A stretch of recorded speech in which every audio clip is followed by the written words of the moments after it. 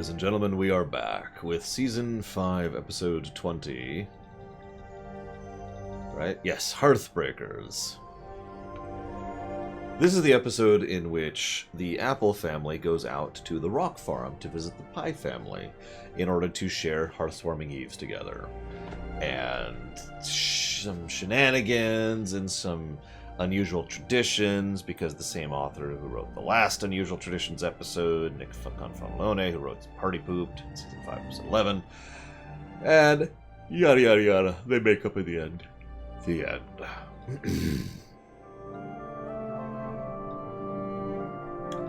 Interesting early foreshadowing. You'll notice right off the beginning, Spike is like, so, when can we open presents? And Applejack's like, well, you can't do that.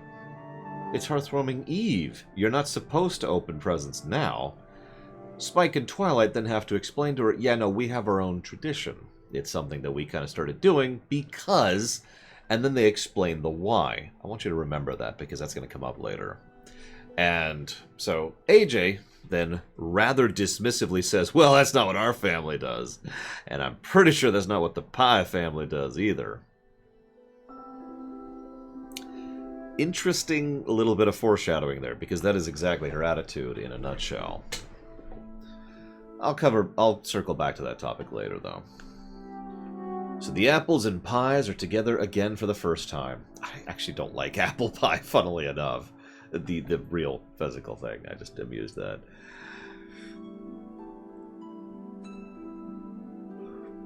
The early bits of the episode were filled with some pretty good visual sight gags, though.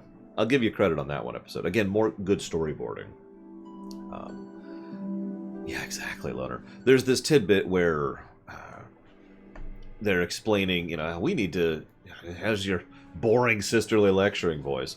And then they do put on a candy puppet show. A candy show. Very quickly and efficiently expositing what was happening with regards to that thing.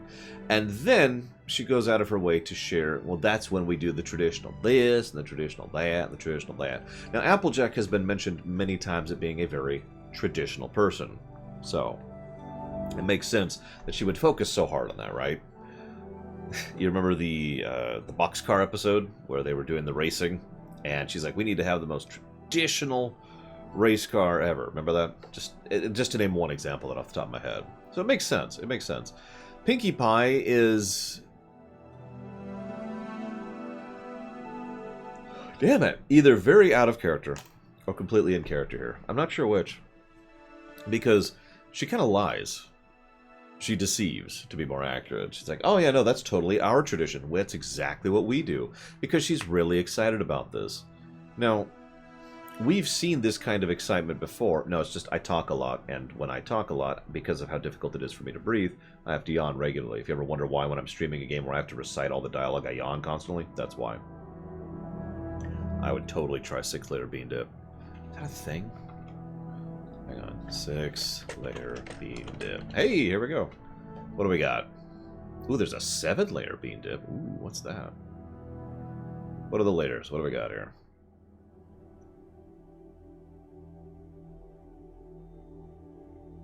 You're not going to tell me what the 7 layers are? But I wanted to... Okay, here we go. Beans, seasoning, salsa, sour cream, cheese, olives, tomatoes, onions. There you go. Anyways. Exactly, Weouts. That's kind of my point, though. This, do you remember the episode where they introduced Maud? Because it was the exact same thing there. She was really excited to see her sister. She was really excited for her sister and her friends to be friends. And she was really trying to upsell it. And that's why she screwed up. And that's why that episode kind of had issues.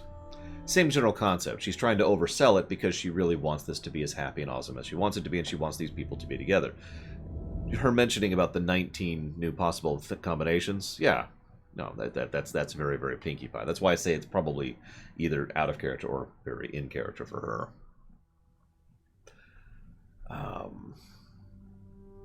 Look at my notes here. This then leads to Maud showing up. I'm so excited to see you, Pinkie Pie. I love Maud so much.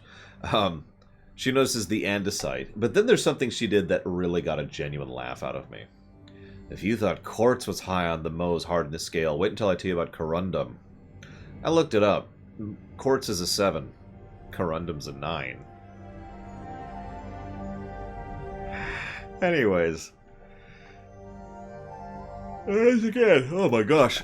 Unto thou comfort our humble homestead bring. I actually like that manner of speech. I always have. It's something that kind of comes naturally to me if I take a moment and you know, shift my brain into that gear. The Urianger style of dialogue, you know, back in Final Fantasy XIV, for example. So I kind of liked listening to both Cloudy Courts and Igneous. And I also found something amusing that I never noticed before. Cloudy Courts and Igneous are a stereotype, right? But so is Granny Smith. They're just different stereotypes. I only point that out because I think it's part of the relevant point of the episode, is that they are not bad things, I guess is really the way I'm trying to phrase it. Like, it's not being portrayed in a negative light. Whether that's good or bad is more a matter of opinion, but it's not like, oh, ha, look how weird they are. Instead, it's just, they're different, and it's just a way that they portray them. It's also interesting that none of their children act or behave in a similar manner. In fact, the sisters are all inverts. Let's try, inverts is the wrong word. Are all opposites, straight mirror reflections of Pinky. So we have Marble, who doesn't talk and keeps quiet to herself and is very shy, versus Pinky, who talks constantly and is bouncing around, shoving herself in everyone's faces. We have Limestone, who's constantly grumpy, versus Pinky, who's constantly happy. And we have Maud, who's very unexpressive, versus Pinky, who is very expressive. Just interesting to think about. And of course, Igneous and Cloudy are both very old-fashioned. Again, not in a bad way, as Weoud said, just it's a way that they have been... it's something they do to vary it up, to try and avoid everyone just being the same type of character. So, okay, I'm kind of with that. Side note, they have a lot of crystals here. Do you notice that? I mean, we actually see one of the crystal caves, but it's mentioned that they have quite a few there. We know that crystals aren't super valuable in this setting. We've talked about this before. But we also know that crystals are still a matter of currency. That is something they use as a method of trade. It makes me wonder how, as weird as this may sound, poor these people are. Because on the one hand, you could look at them, and I mean, they have rock soup, for God's sakes. I'll talk about that in a second. And they all sleep in the same bed. But at the same time, to completely flip that, I find myself wondering, because they have a nice house with a lot of land, which they own, and they regularly refer to it as a farm. And at no point is there any mention of poverty, or not having, you know, enough food or enough resources or whatever. They seem like they're pretty well off, is what I'm trying to say. So it's just interesting, and it makes me wonder. Anyways. So, rock soup. I said I'd talk about this. How many of you don't know the story of Stone Soup? It's actually taken a lot of forums over the years, but the one I most commonly know is Stone Soup.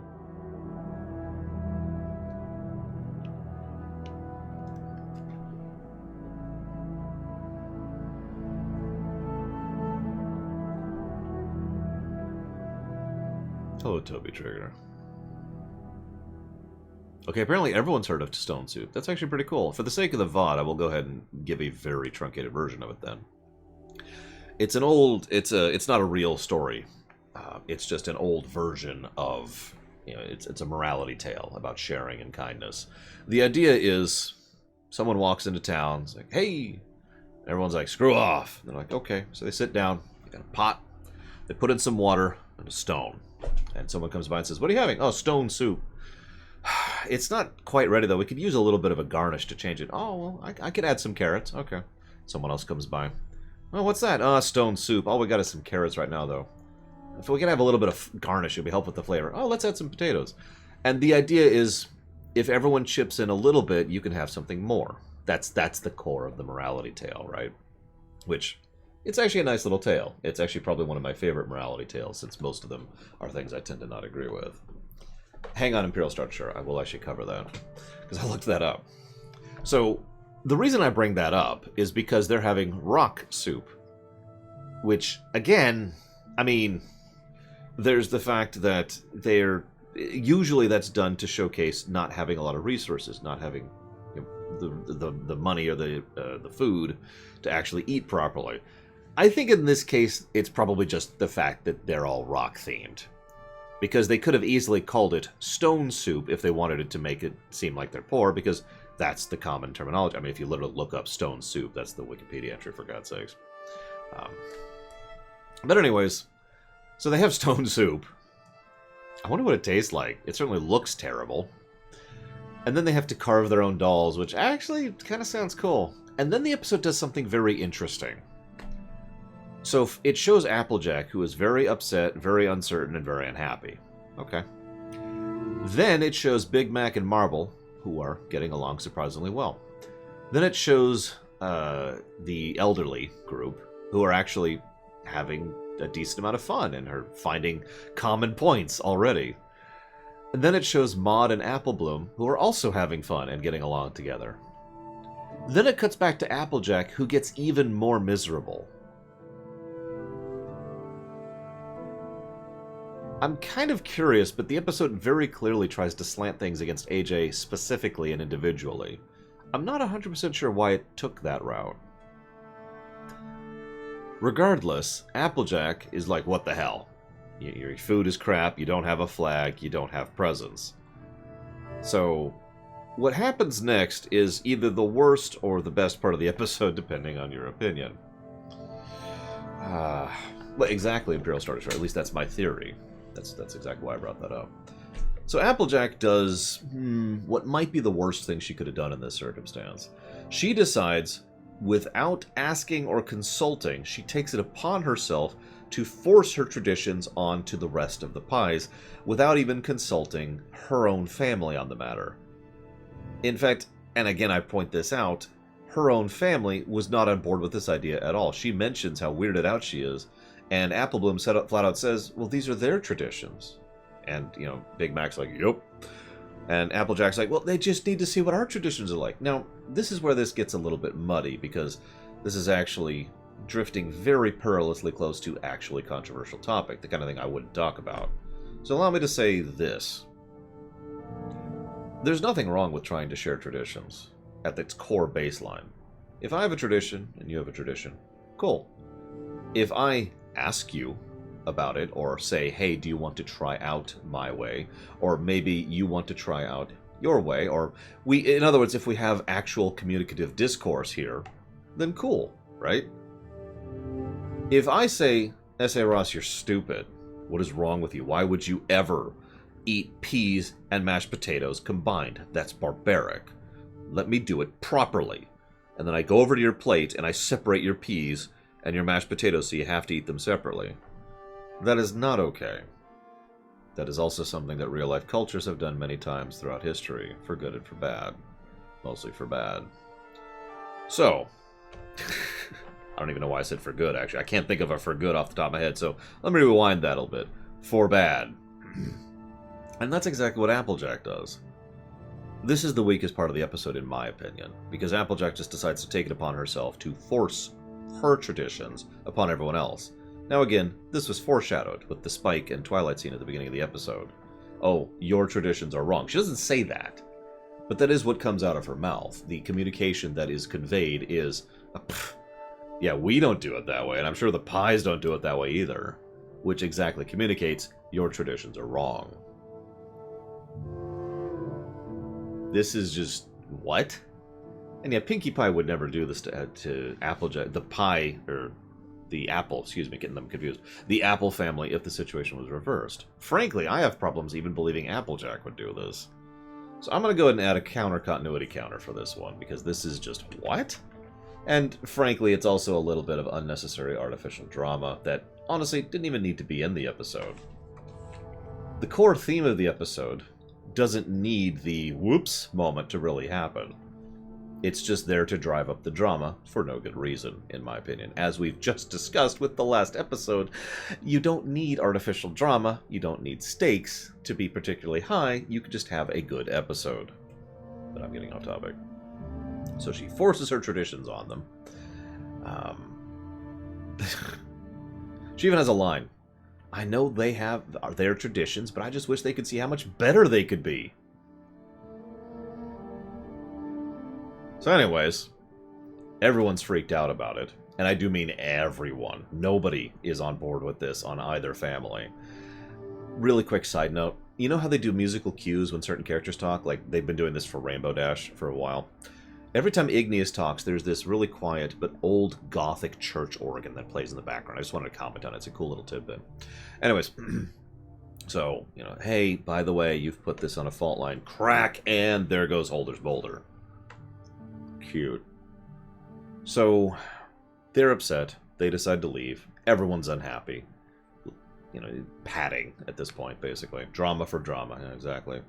And we have them on the train. This is when Granny explains why Holder's Boulder is a tradition for them. I'm not sure, Lord Harrimont. I don't think they recover Holder's Boulder. If they do, it's an episode I haven't seen yet. I gotta admit, my first thought was, oh, so it's an egg that had something happen to it magically. But who knows? Either way, Granny mentions, you know, it's just a stone, but, you know, it's a big stone, and it's got to be made of something serious because an entire two-family team of earth ponies have trouble moving it. That thing's got to be very heavy. Holy crap. But yeah, Granny flat out says it's an ordinary stone. But she mentions why it's a tradition. If you'll forgive me for a moment for talking about this, I'm actually really anti-traditionalist in general. I see absolutely no... Like, I don't know how to put it better than that. I'm anti-traditionalist, okay?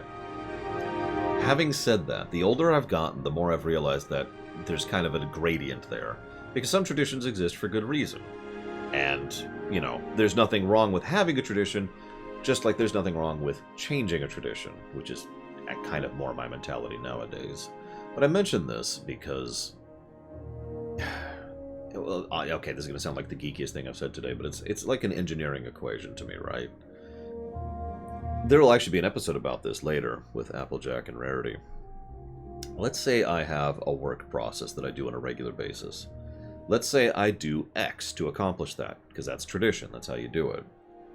There's nothing wrong with going back and re-examining, and either A, determining that this is the best method, so keep tradition, or B, hang on, there's a better method, let's do the better method. I'm totally cool with either, right?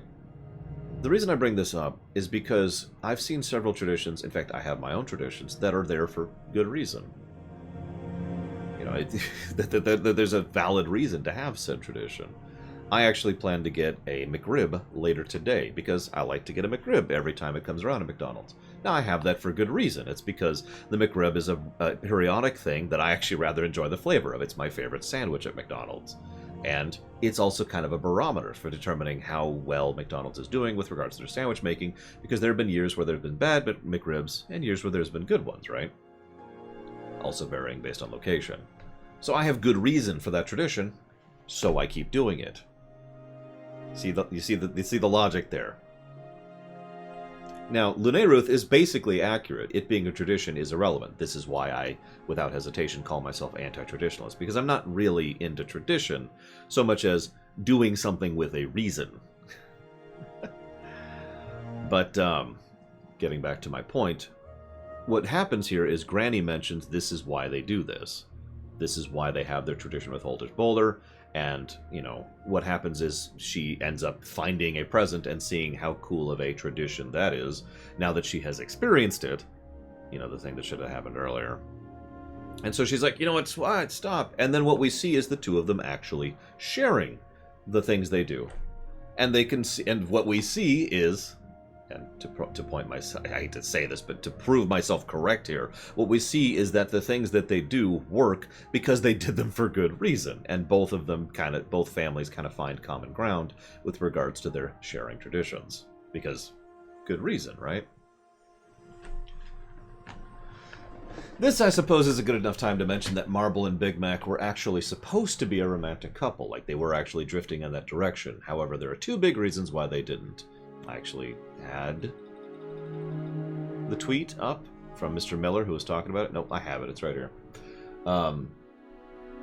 They wrote in Sugar Bell. This is going to happen in a future episode.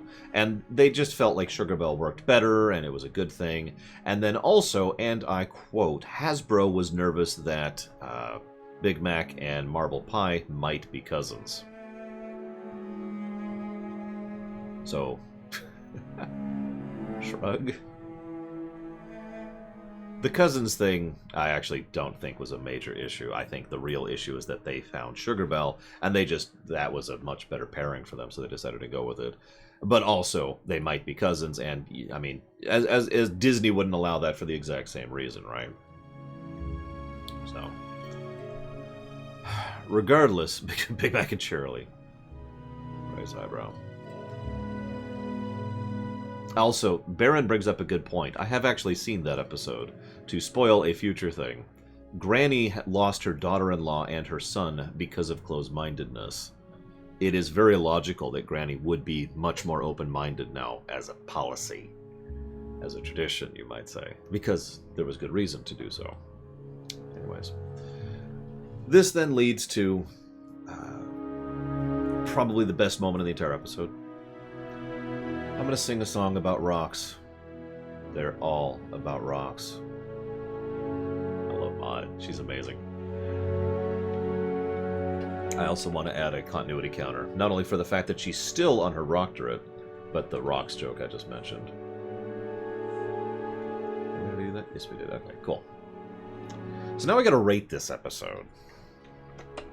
Now, allow me to go ahead and say that if it wasn't for the effectively padding artificial drama of Act 2, this would be a much better episode, in my opinion. But yeah, it's not a small chunk. It's a substantial chunk of the middle part of the episode that is just dragged down as a consequence thereof.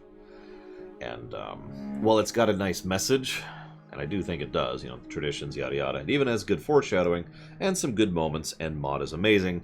Yeah, I'm leaning towards average. What do you guys think? Dear Princess Celestia, I learned. I would actually agree with that. If this was not about the pies, it would be substantially lower, I think.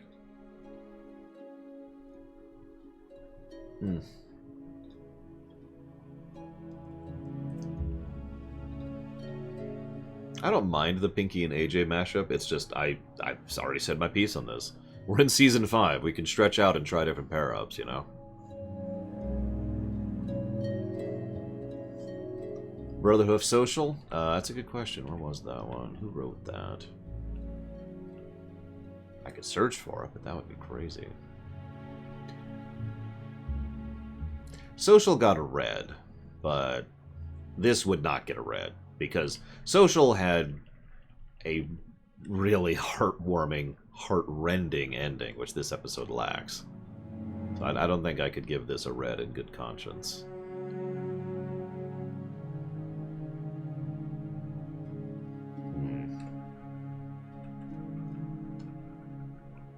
You know what's funny is Party Pooped was a yellow episode, too. Alright, argue me, Lord Harrimont. Bring it up. Argue me the orange. I'm listening. I am. I'm not actually joking or memeing when I say that. Even as I'm trying to get my beard in order here. Episode 111. Holy crap. We're halfway there, guys. Where's my notes? Here they are. I guess we'll go ahead and mention this while Lord Harrimont is talking. Next week, we will be covering... Wait, what is next week? Okay, we're good. Next week, we will be covering Scaremaster, which I remember liking that one. And What About Discord, which I don't remember liking. We'll see about that when we get there, I suppose. And then, of course, the Fields. I'm actually looking forward to the Fields, legitimately, because even though... Well, we'll get there. We'll get there. And Main Attraction, I don't remember that one. And then finally, the best character ever. I'm memeing. Then finally, we have the what I call the suicide episodes. We'll get there when we get there.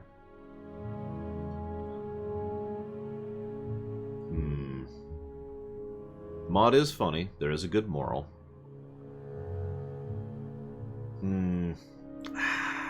I can't bring myself to agree, Lord Harrimont. Everything you've mentioned would bring it up to yellow. Because otherwise this would be, well, bad. You know, below average. That's why I'm sitting here going,